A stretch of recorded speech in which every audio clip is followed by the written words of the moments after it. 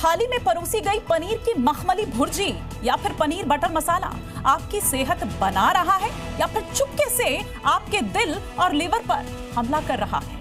खबर आपकी सेहत से जुड़ी हुई और थोड़ी डराने वाली। गुजरात सरकार ने एनालॉग पनीर की बिक्री पर पूरी तरह से बैन लगा दिया है। इसके पहले महाराष्ट्र और छत्तीसगढ़ जैसे राज्य में भी आपको याद होगा कि इसको बैन कर चुके हैं। लेकिन सवाल यह है कि आखिर ये एनालॉग पनीर है क्या? और जिस पनीर को आप बड़े ही चाव से होटल, ढाबों और शादियों में खा रहे हैं, क्या वो वाकई दूध का बना पनीर ही है या फिर ये केमिकल और पाम ऑयल का एक जहरीला कॉकटेल है? आज हम अपने स्टूडियो में मौजूद कुछ मेहमान हैं, उन मेहमानों से इस पर बात करेंगे और स्टूडियो में ही पनीर का लाइव टेस्ट भी करेंगे। और साथ ही ये भी कि आप जानते भी हैं कि एनालॉग पनीर भी कोई टर्म होती है। लेकिन उससे पहले आपको दिखाते हैं ये रिपोर्ट। गुजरात में बैन, महाराष्ट्र में बैन, छत्तीसगढ़ में भी बैन। सबसे पहले बात गुजरात की, जहां सरकार ने मिलावट के खिलाफ जीरो टॉलरेंस की नीति अपनाते हुए एनालॉग पनीर और बटर पर बड़ा एक्शन लिया है।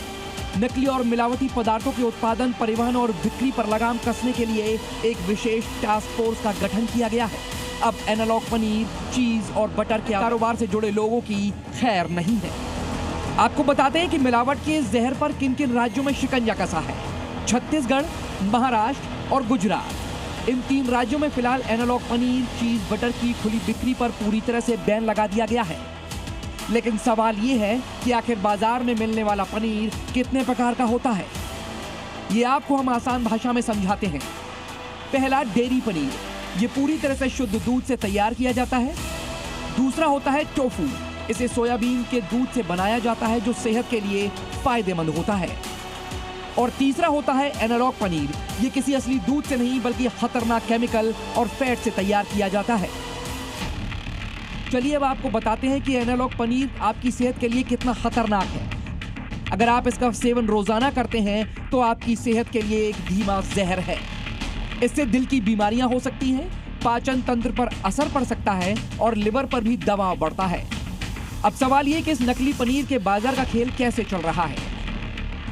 होटल, रेस्टोरेंट और ढाबों पर पनीर टिक्का, बटर पनीर या कढ़ाई पनीर जैसी फेमस डिशेस में चुपचाप इसी एनालॉग पनीर का इस्तेमाल किया जा रहा है। बेहद कम लागत में तैयार होने वाले इस नकली पनीर को आम उपभोक्ता को असली पनीर के भारी भरकम दामों पर बेचा जाता है।